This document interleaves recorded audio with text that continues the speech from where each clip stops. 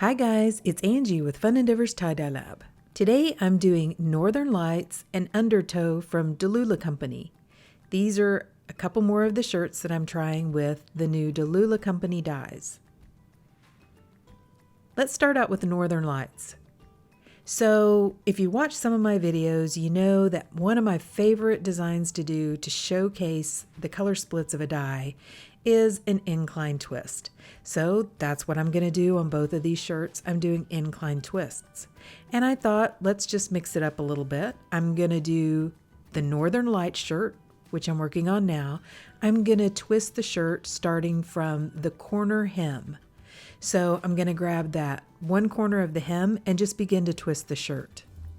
Once I have the shirt twisted, I'm going to place it down inside of a piece of vinyl guttering. And for this shirt, I'm going to use my longer pieces of vinyl guttering. This shirt, whenever I twist from the hem, it is a little bit too long to fit inside the shorter pieces of guttering. I'm also going to tie a piece of kite string right at the very end, and I'm going to attach the kite string to the other end of the guttering to keep the very bottom of my twist up out of the muck. By the way, all muck is it's the runoff from the melting ice that's mixed with the dye. The clip that I'm using to attach the kite string to the other end of the vinyl guttering is just a little metal clip which I purchased from the Dollar Tree dollar store. With the vinyl guttering laying flat on my table, I'm going to go ahead and add on a layer of ice. To incline the shirt, I'm taking a tub or tote which has pretty tall sides, and I'm going to place one end of this vinyl guttering down in the bottom of the tote, while allowing the other end of the vinyl guttering to hang over the edge. That's going to put the shirt at an incline. When I incline my shirt, part of the ice shifts and moves, so I'm going to touch up the ice and add a little bit more where I feel like it's necessary before I apply the dye. Now I'm going to sprinkle Northern Lights from Dalula Company over the top of the ice. If you haven't seen a couple of my other videos, Amanda, who owns Dalula Company, contacted me and asked if I would like to try some of her new dyes. These are dyes that she's formulated specifically for ice dyeing, and I said sure. So she sent me 6 different dyes. I've already done color swatches of the dyes, and I'm using each color of dye on a shirt by itself, just so that I can see how the dye moves and the color splits.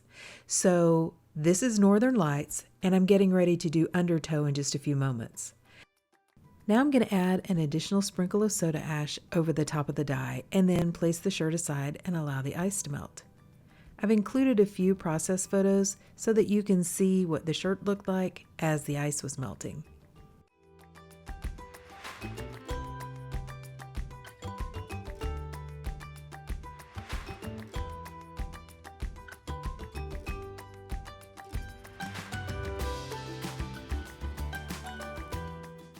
Okay, so now let's do the Undertow shirt. For this shirt, I'm going to start the incline twist on the side of the shirt, and I'm going to start it not too far below the armpit of the shirt. I'm using a washable marker to make a mark on the shirt where I'd like to start my twist. I'm going to grab that mark and then just begin to twist the shirt. For this shirt, I can use my shorter pieces of vinyl guttering, and it fits just barely, but it does fit in this guttering. I'm also going to tie a piece of kite string around the end of this shirt and attach it to the end of the vinyl guttering as well.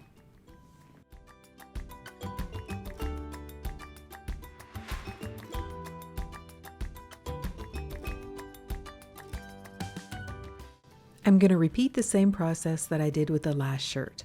I'm going to load the top of the shirt with ice while it's laying flat on my table, and then I'm going to incline it inside of a plastic tote.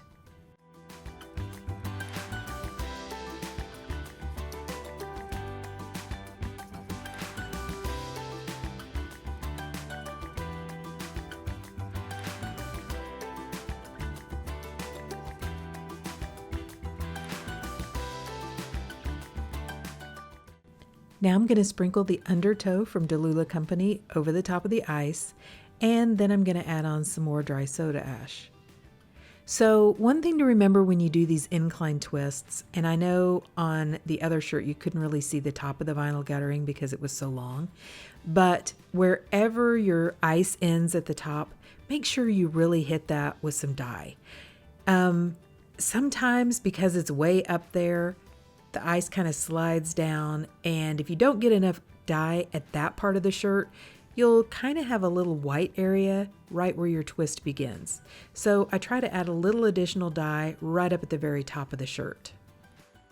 So after the ice melted on both of these shirts, I let them process inside for a little while, then took them outside and allowed them to process out in the heat.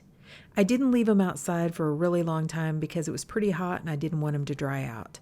But all total, both of the shirts processed for about 24 hours before I began rinsing them.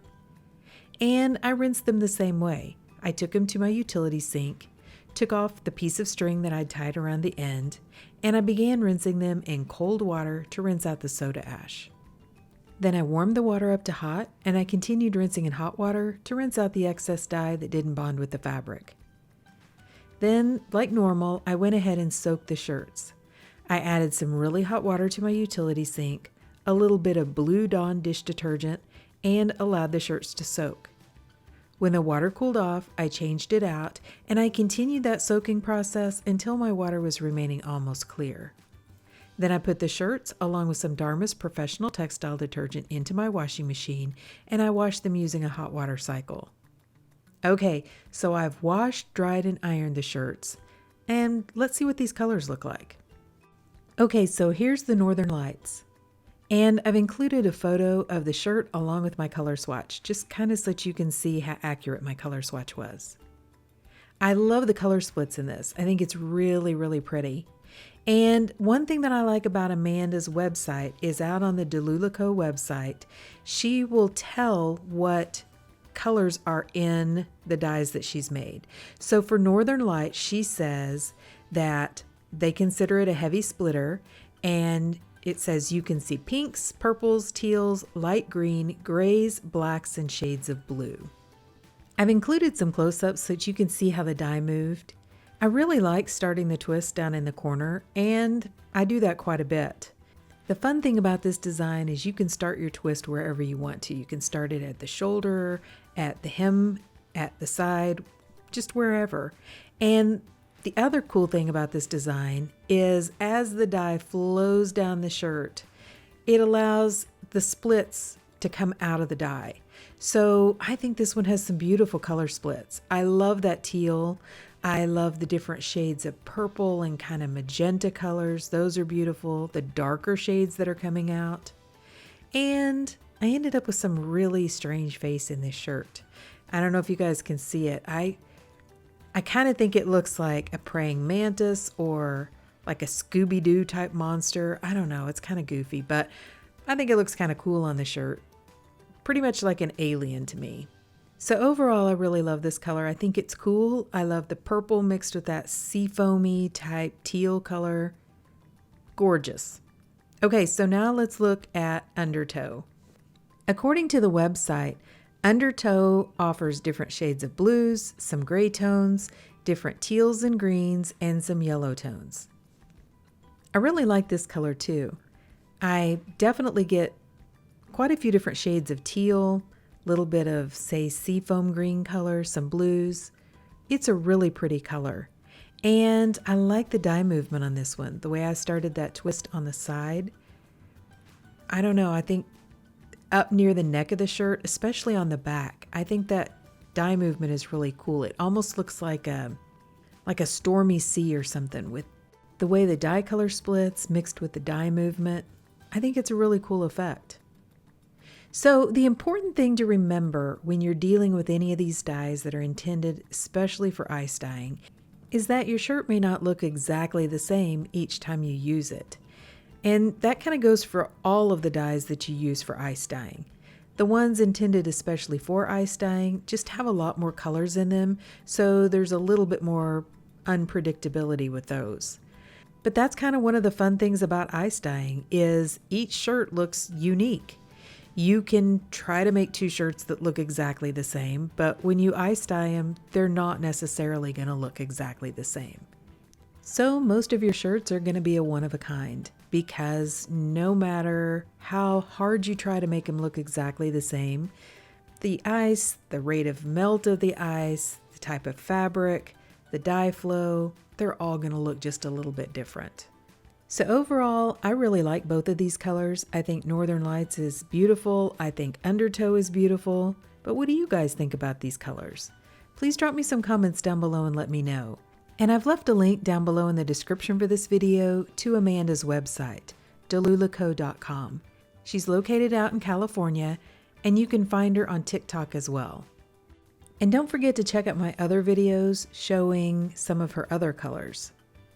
But if you've enjoyed this video, I sure would appreciate it if you would like it, and if you'd subscribe to my YouTube channel.